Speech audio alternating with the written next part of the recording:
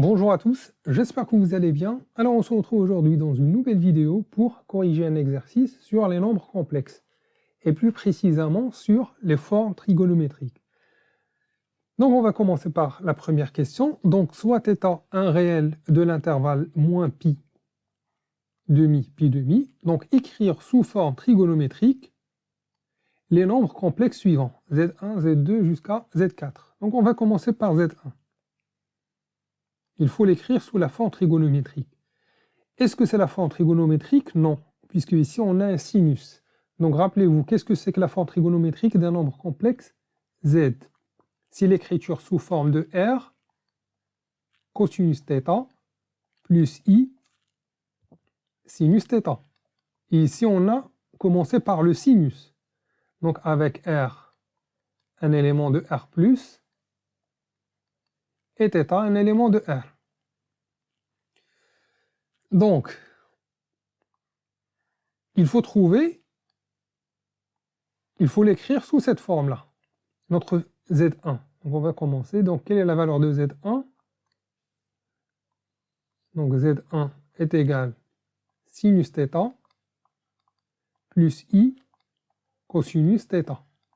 Donc la technique la plus classique consiste à calculer le module et factoriser par le module et déduire. Donc on peut le faire ici, même si ça n'aboutira à rien, puisque ici, le module de Z1, c'est exactement la racine de sinus θ au carré plus I plus, cosinus carré θ, qui n'est autre que 1. Donc si on factorise par 1, on va trouver sinus θ et cosinus θ. Donc qu'est-ce qu'on peut déduire? Que sinus θ et cosinus θ, ce sont les valeurs, ce sont les rapports trigonométriques d'un nombre réel. On peut transformer ces valeurs-là en cosinus et sinus d'un nombre réel. Donc, si cette transformation ne saute pas à vos yeux, donc je vous invite à tracer le cercle trigonométrique pour illustrer ça et trouver les valeurs exactes, c'est-à-dire comment transformer ce sinus en cosinus et ce cosinus en sinus. Donc ici, un cercle. Donc je vais, par exemple, mettre ici notre θ. Donc qu'est-ce qu'on peut déduire? Que ça, c'est cosinus θ, et que c'est ça, c'est sinus θ. Ici, on a commencé par sinus θ. Donc, qu'est-ce qu'on doit faire? Je vais mettre ce sinus sur l'axe des abscisses. Voilà, on a ce sinus-là, je vais le mettre sur l'axe des abscisses. Donc, c'est ici, c'est sinus θ. Et ce cosinus θ, je vais le mettre sur l'axe des ordonnées. C'est-à-dire, ce cosinus, je vais le mettre ici. Je vais mettre la même distance. Cosinus θ. Donc ici, ce nouveau sinus θ et cosinus θ, ce sont les rapports trigonométriques de ce nombre-là. Quelle est l'abscisse trigonométrique de ce nombre-là? Si vous vous rappelez bien, c'est exactement pi demi moins θ. Donc le sinus θ et le cosinus θ, ce sont les rapports trigonométriques de pi demi moins θ. Donc qu'est-ce que je peux déduire? Je peux déduire tout simplement que sinus θ, c'est exactement cosinus pi demi moins θ plus I sinus pi demi moins θ. Et voilà ma forme trigonométrique. Ici, c'est la forme trigonométrique de Z1, puisqu'on a ici les mêmes valeurs, cosinus et sinus, et l'argument, c'est 1, tout simplement. Donc le but de cette première question, c'est de trouver la transformation qui va nous emmener directement vers le cosinus et le sinus. Donc je vais supprimer ça et je vais mettre ça à côté. On va passer à la deuxième question. Donc notre deuxième nombre, c'est Z2. C'est 1 plus I tangente θ. Je peux commencer par calculer le module Z1, Z2, le module de Z2 est factorisé par le module. Mais ici, je peux faire apparaître le sinus ici, à la place de tangente. Donc c'est 1 plus I sinus θ sur cosinus θ. Et qu'est-ce qui me pose problème ici? C'est ce cosinus θ. Parce que sinus θ figure dans la forme trigonométrique. Donc je peux espérer, tout d'abord, avant de faire des calculs, factoriser par 1 sur cosinus. Donc c'est égal à 1 sur cosinus θ, facteur 2. Ici, je divise sur 1 sur cosinus θ, c'est-à-dire je multiplie par cosinus θ, plus I sinus θ. Voilà, et j'ai tombé directement, sans beaucoup de calculs laborieux, sur la forme trigonométrique. Pourquoi? Parce que 1 sur cosinus θ, c'est un nombre positif, et ici j'ai cosinus θ, sinus θ. Donc, cette expression-là, c'est la forme trigonométrique de Z2, sans faire beaucoup de calculs laborieux. Donc voilà. C'était la forme trigonométrique de Z2.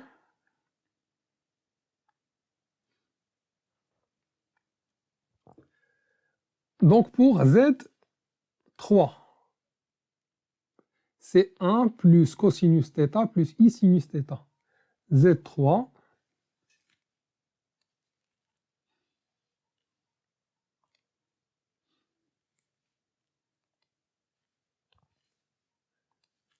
donc Z3 est égal à 1 plus cosinus θ plus I sinus θ. Est-ce que j'ai des transformations qui me permettent directement de déduire?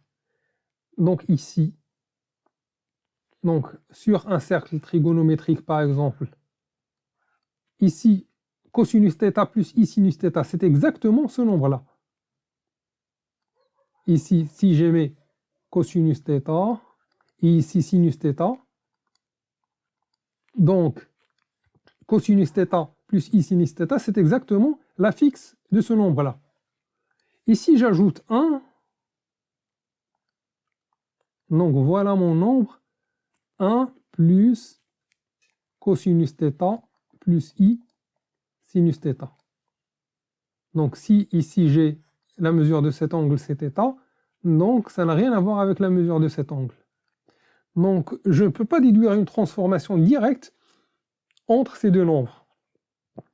Donc qu'est-ce que je vais faire ici? On espère trouver la formule par... Tout d'abord, on va commencer par calculer le module.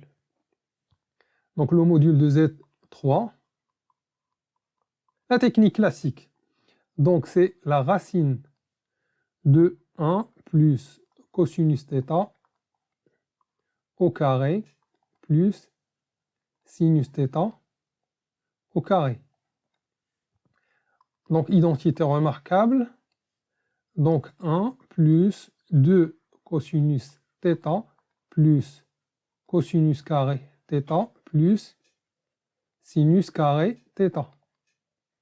Donc ici, le cosinus carré plus sinus carré, c'est 1. Donc avec ce 1-là, donc c'est racine de 2 plus 2 cosinus θ. Donc je ne peux faire rien de plus. Donc je vais retourner à mon Z3 et factoriser par le module plus 2 cosinus θ, facteur de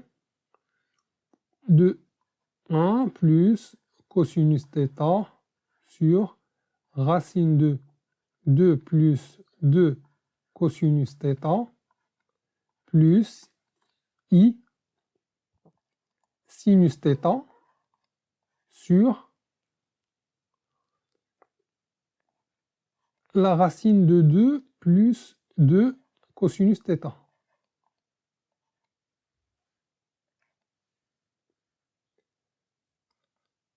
Donc ici, c'est toujours racine de 2 plus 2 cosinus θ. Qu'est-ce que je peux faire ici? Ici, on a 1 plus cos sur 2 plus 2. Donc ici, je peux factoriser par la racine de 2. Donc 1 plus cosinus θ. Ici, je peux factoriser par racine de 2 et faire sortir la racine de 2. C'est-à-dire la racine de 2 sur la racine de 1 plus cosinus θ. Voilà. Plus I. Sinus θ sur racine 2 plus 2 cosinus θ. Donc ici, j'ai la racine. Je peux écrire ce nombre-là sous la forme de racine au carré. C'est un nombre positif, puisque θ appartient à un intervalle, toujours, puisque le cosinus est compris entre moins 1 et 1, donc cette quantité est toujours positive. Donc j'ai le droit de faire ça. Et je peux simplifier avec la racine, pour que finalement avoir racine de 2 plus 2 cosinus θ, facteur 2. Ici, ça va me rester une racine sur une racine, donc je peux l'écrire tous les deux sous une seule racine, donc cosinus θ sur 2 plus I sinus θ. Ici, qu'est-ce que je peux faire? Donc ici, qu'est-ce que je peux faire? Je vais me contenter jusqu'à présent à ces calculs-là. Donc racine de 2 plus 2 cosinus θ. Donc, est-ce que je peux simplifier ce terme encore? Plus encore? Non, je ne peux rien faire.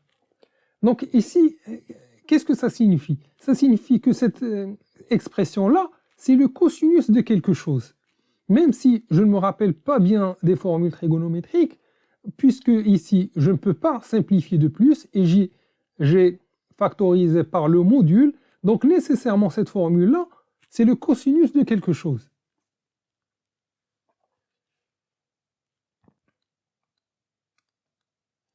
Donc voilà, je vais supprimer ça.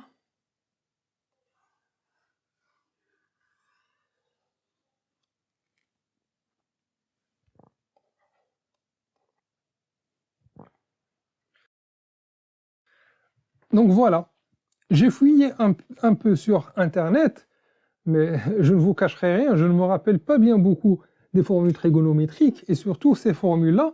Donc qu'est-ce que j'ai écrit? J'ai écrit seulement sur Google les formules trigonométriques, et j'ai tombé exactement sur cette formule-là. Racine 1 plus cosinus θ sur 2, c'est exactement le cosinus de θ sur 2. Donc voilà, j'ai écrit seulement sur Google formule trigonométrique et j'ai cherché dans les images et j'ai trouvé ces formules-là. C'est exactement les formules dont j'aurais besoin. Donc je vais continuer mes calculs.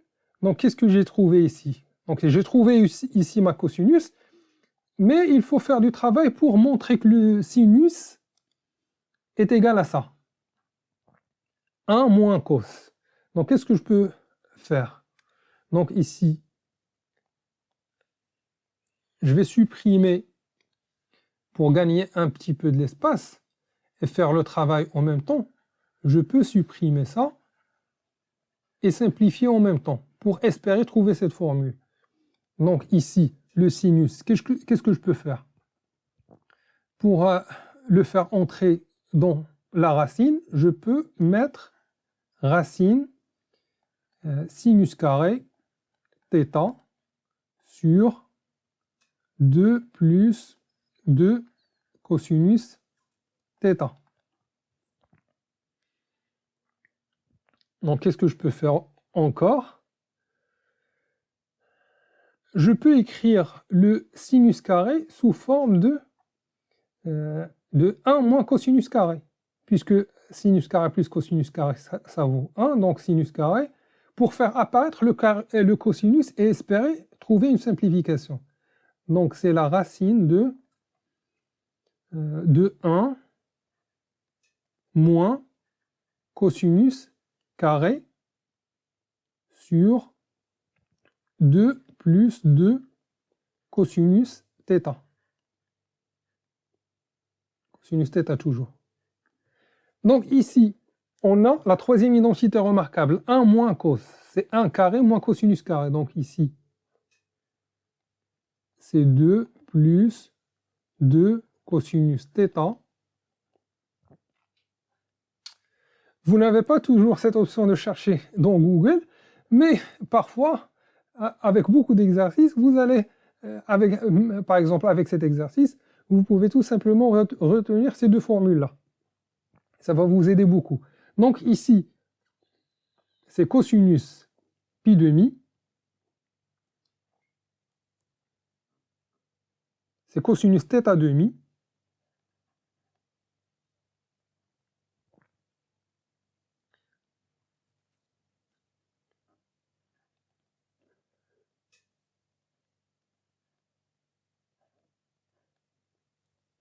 Ici, c'est plus ou moins. Donc ici, les deux valeurs sont positives. Donc θ demi, on va prendre θ demi parce que θ demi, le sinus et le cosinus de θ demi est positif. Donc cosinus θ demi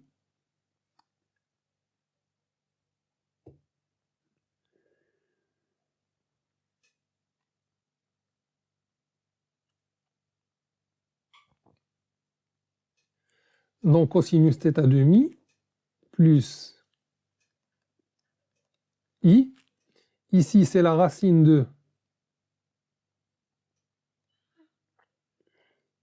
de 1 moins cos θ, facteur de 1 plus cos θ.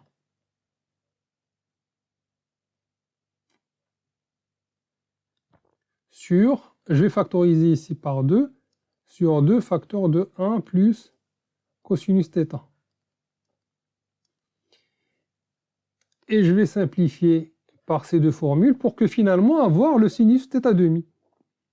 Donc voilà.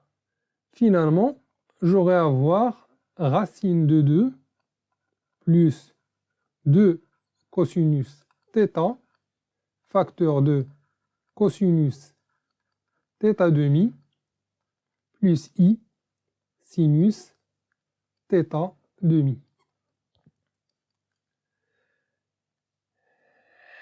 Et finalement, c'est la forme trigonométrique de Z3. Voilà. Et on passe maintenant à notre quatrième cas. Et la dernière.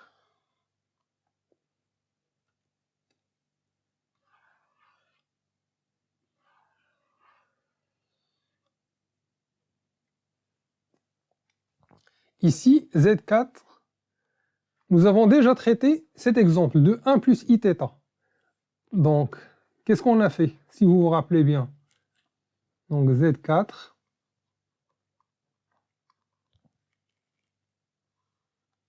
c'est 1 plus I tangente θ sur 1 moins I tangente θ. Donc, c'est 1 plus I sinus θ sur cosinus θ sur 1 moins I sinus θ sur cosinus θ. Rappelez-vous, qu'est-ce qu'on a fait? On a factorisé par 1 sur cosinus θ. Et on a trouvé que c'est cosinus θ plus i sinus θ. Et ici, c'est 1. On va factoriser de la même façon par 1 sur cosinus θ. Cosinus θ moins i sinus θ. Donc ici, on peut simplifier par ce 1 cosinus θ pour que finalement avoir au numérateur cosinus θ plus i sinus θ, c'est une forme trigonométrique. Et au dénominateur, ici, qu'est-ce qu'on a? Ici, ce n'est pas une forme trigonométrique puisqu'on a ce moins. Mais moins sinus θ, c'est sinus moins θ. Et on sait que le cosinus est une fonction paire. Donc, cosinus θ est égal à cosinus moins θ. Donc, cosinus moins θ plus i sinus moins θ, c'est une forme trigonométrique. Or, on sait que le module de z sur z', je vais les écrire ici. Le module de z sur z', c'est exactement le module de z sur le module de z'. Donc ici, le module de z4, c'est 1. Donc ce n'est pas la peine de l'écrire. Et pour l'argument de z sur z', c'est de l'argument de z moins argument z'. Donc ici, c'est cosinus θ moins θ, c'est-à-dire plus θ, plus i sinus. Pourquoi? Parce que l'argument de z sur z' est égal, congruent plutôt, à l'argument de z moins l'argument de z', modulo de pi. Sinus